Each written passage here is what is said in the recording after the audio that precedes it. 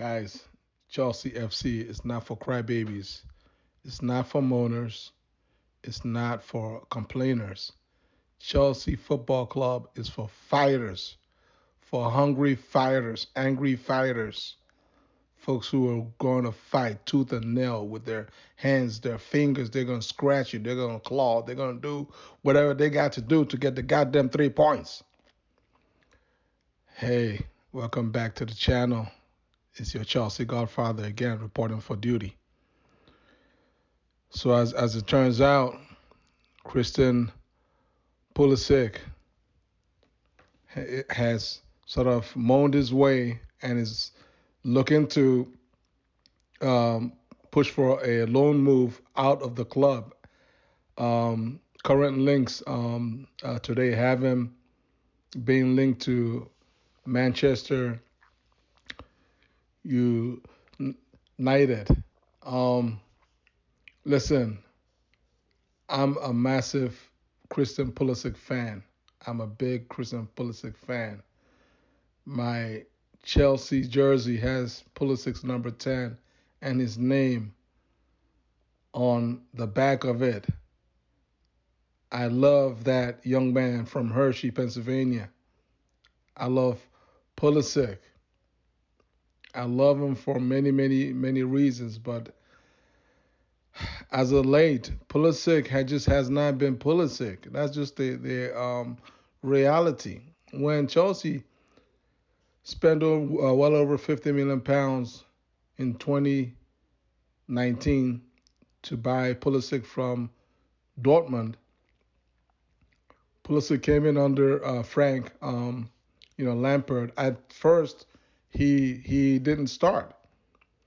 It's almost like what's happening now. He did not start, and obviously, he wasn't happy, about it. I believe he was coming off the bench, and I think they may have played him like in a cup game where he probably didn't even do that well. And until that one game where he got that start against, I believe it's Burnley.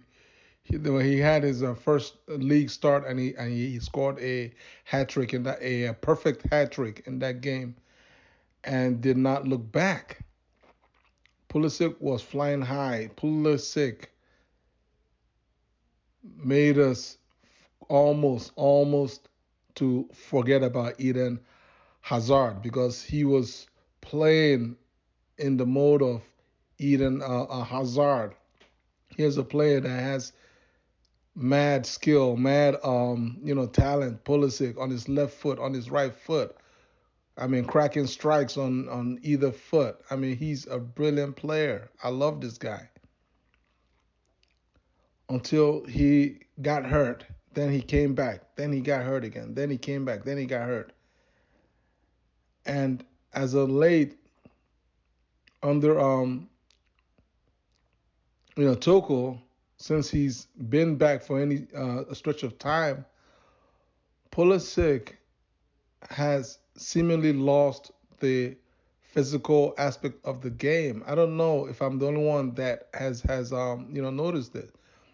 Prior to these bout of injuries, Pulisic was like strong on the ball. I remember that game at Anfield where he had that wicked assist. I believe is what it was. It was he had he came off the bench against Liverpool and had a goal and an assist while Lampard was the manager. He had a wicked. I see 2 or 3 players bounced off him. That is vintage. Well, that was vintage Pulisic. But since all of these bouts of injuries, Pulisic has struggled to stay on his feet. Just any little physical contact, Pulisic goes down. And in the Premier League, in this Premier League, if you're not physically strong on the ball, you all can ask our boy Jorginho, if you're not physically strong on the ball, more often than not, the referee is not even going to blow the foul. Even when you got fouled, they're not going to blow the foul.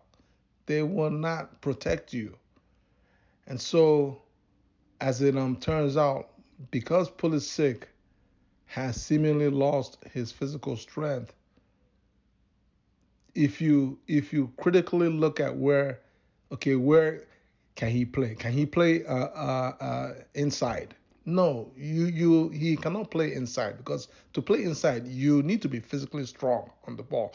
You need to be able to shield the ball. You need to be able to hold on to.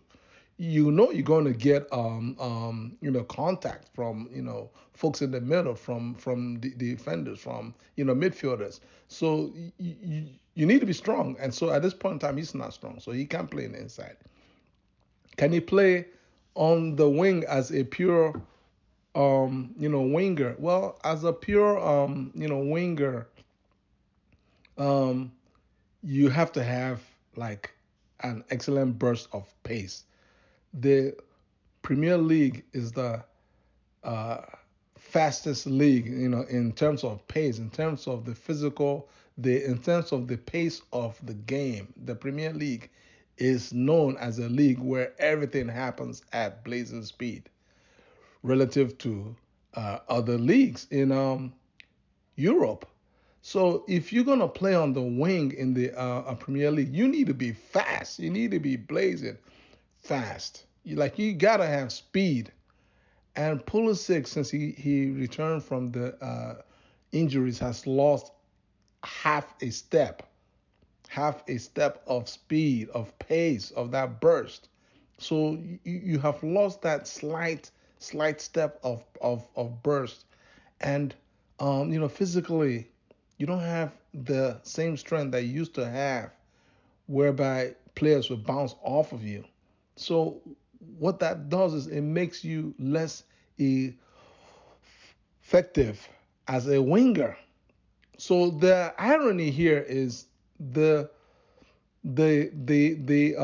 position that is best suited for Pulisic, at least until he gets his speed and his strength back, because it will come back. Because he's still very young. I think he's only 23 or 24. He's a young player. So it will definitely come back as long as he stays fit. So, but until it comes back, he needs to play somewhere. And the irony is, the best place for him to play is wing back, because at wing back he's going to have more space. He's going to have more space. He's going to have more space. So it's just a matter of just having faith in the boss and doing what you're told to do with a big smile on your face. But Pulisic, no. Pulisic wants to be like a superstar player, which is all good. Being the captain of U.S. men's national team. But for Chelsea is a team of fighters. Chelsea is a team of fighters, as embodied by the captain, Cesar Azpilicueta. This is an unheralded player who arrived at the club for a paltry transfer fee of around £5 or £6 million. He was literally bought to just sit on the bench. Nobody knew him. Nobody even cared when Azpilicueta arrived. And if you look at his playing stats, my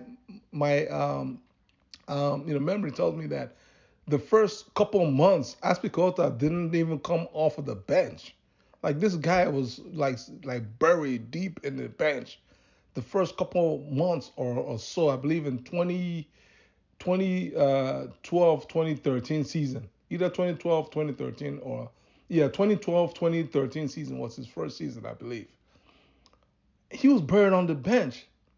No, or is it 20? Sorry, it's 2013. I think 2013, 2014 season was his first season, because I remember he got his first playing time under Jose, and Jose gave him his first start at an away cup game against Arsenal. I remember the game. I think he might have even scored in that game, and the rest was history. Now, he played that game sometime in November or the December, like really late, like late in the first half of the season. That will give you an idea how relevant this player was.